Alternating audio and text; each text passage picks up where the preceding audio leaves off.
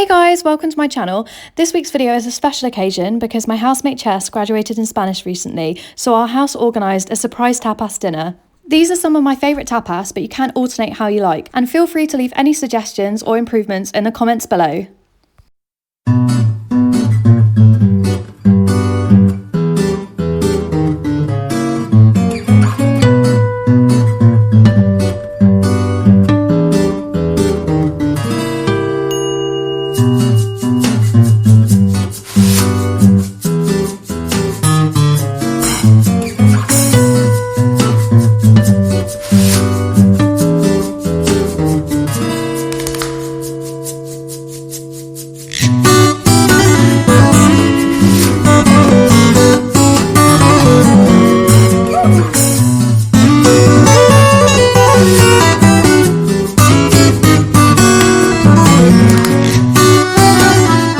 For the sangria, you want to start at least 4 hours in advance so the wine absorbs as much flavour as possible from the fruit and spices. Start with a simple syrup. Dissolve 100 grams of caster sugar in 100 ml of water and then simmer until reduced, about 5 minutes. Leave to cool and put to one side. Juice 1 orange and put the juice to one side.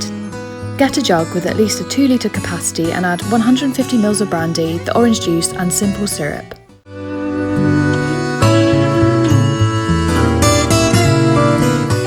Cut an apple, lemon and orange into 1 cm rough cubes and then add this in too.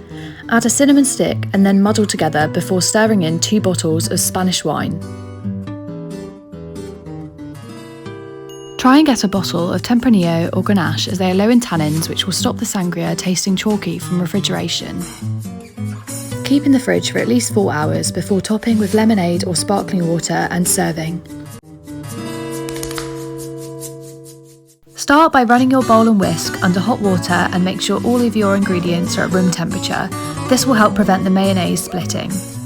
Whisk the egg yolk and egg till frothy, then gradually add 200 millilitres of olive oil. Start by adding droplets and then a thin stream once it starts to thicken. Once you've got a thick texture, add half a teaspoon of sea salt, a clove of fresh garlic and lemon juice, seasoning to taste. Once you're happy, dollop into a sterilised jar and refrigerate for up to 7 days. To make the meatballs, add an egg, chopped parsley, garlic and salt and pepper to beef mince. Squeeze the meat and seasoning together until combined, but don't overmix as otherwise it will give them a dry texture.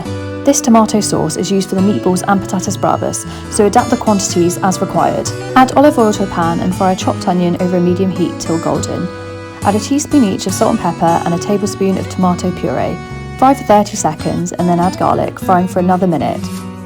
Add 800 grams chopped tomatoes and then add 3 chopped vine tomatoes. Simmer for at least 30 minutes until reduced and season to taste before dividing into 2 portions. To the meatball sauce pan, add mixed herbs to taste. For the patatas bravas sauce, add a teaspoon of cayenne pepper and paprika to taste. I also add hot sauce such as Tabasco. Chop the potatoes into bite-sized pieces and then wash. Boil some salted water with a teaspoon baking powder. This will help crisp the potatoes. Add the potatoes, bring to a boil again and then boil for 2 minutes before draining. Shake to fluff the potatoes before returning to the pan and coat generously in oil, salt and pepper. Pour into a tray before roasting for 30 minutes at 200 Celsius till golden. Pour the potatoes into a serving dish and spoon the Aoili and spicy tomato sauce over and then serve with both.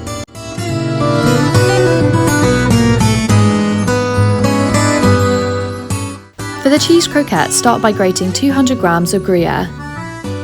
To begin with, make a classic bechamel sauce. In a pan on a low heat, melt 40 grams butter and then add 4 tablespoons of plain flour. It should form a thick paste. Gradually add in 750 millilitres of whole milk, making sure to mix in each time. This will help prevent lumps in the bechamel. Continue to cook over low heat for roughly 10 minutes, stirring frequently until the sauce thickens. Take the pan off the heat and then add 2 eggs, beating in each once. Once combined, add in the grated cheese and stir until melted. Toast some slices of bread or sourdough in the grill or toaster. Whiz them up in a blender or food processor until you have 3 cups of fine crumbs. Once the mixture is cool, I've poured into ice cube trays and frozen, but you can also refrigerate in a tray and then roll spoonfuls of the mixture to get a similar effect. Prep your workstation with 2 bowls of breadcrumbs and a bowl of beaten egg. Pop out the bechamel cubes and then coat in breadcrumbs, the beaten egg, and then breadcrumbs again. Leave under a damp tea towel until you fry to prevent them drying out. To deep fry, heat up an inch of sunflower or vegetable oil until it reaches 180 Celsius. Add in the croquettes a batch at a time. Make sure the oil isn't too hot, otherwise they'll burst. Pour onto kitchen paper and then serve hot with tomato dip. For the squid rings, start by juicing a lemon. Pour the juice over the squid rings and leave to marinate for 30 minutes. This will help tenderise the squid. In a large bowl, add salt, cayenne pepper and paprika to the flour and then divide into 2 bowls. Pour the buttermilk into another bowl and then coat each ring in the flour before coating in buttermilk. Shake off any excess before coating in flour again and then keep dry on floured plates till frying. In a pan, heat up an inch of sunflower or vegetable oil until it reaches 180 Celsius. Fry the squid rings in batches until golden and then dry on kitchen paper before serving with lemon wedges and aioli. Start by taking the crust off some dry bread. I've used some fresh sourdough. Cut into 2 cm cubes, then leave to one side. In a bowl, add a large pinch of saffron and 2 peppers and add 50 millilitres of boiling water. Leave to infuse. In a pan, heat 2 tablespoons of olive oil and 50 grams of pork fat. Add 50 grams of smoked pancetta and then fry until golden. Add chopped onion, garlic and the chopped green pepper and then fry on a medium heat for 10 minutes. Turn the heat to low and then add smoked paprika before cooking for a further 20 minutes. In a tray, sprinkle the bread cubes with the saffron water and then pour the onion mixture on top before mixing in cubes of black pudding. Bake in the oven for 30 minutes until warmed through.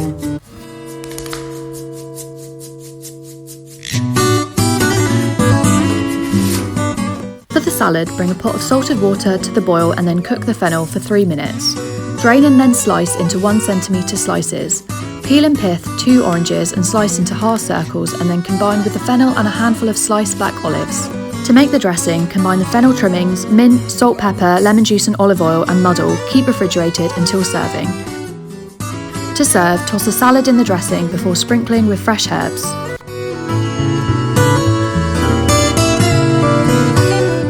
For the melon balls, use a melon baller to scoop balls of cantaloupe melon into a bowl.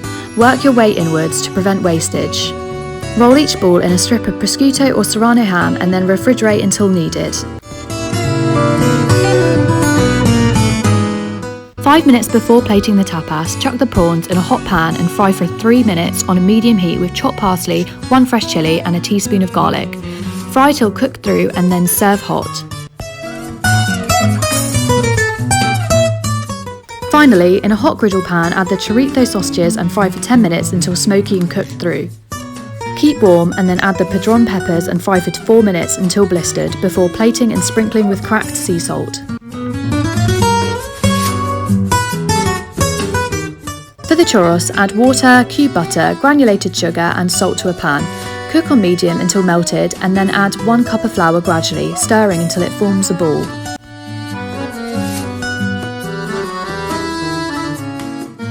Beat 1 egg with vanilla paste and then add the churros dough to a mixer bowl before whisking in gradually. Whisk until the dough is smooth and glossy before scraping into a piping bag with a star piping tip. Heat an inch of oil in a pan until it reaches 180 Celsius and then pipe churros in a few at a time, snipping them with scissors. My housemate helped with this as it can get rather fiddly. Fry each side until golden and then drain on kitchen paper before coating generously in cinnamon sugar. Heat up 200 grams of milk chocolate on a bain-marie and then plate up the churros with a small bowl to dip in. So we're just going to melt this luxurious chocolate, darling. I've used some champagne candles and a gold sparkler fountain to pizzazz it up.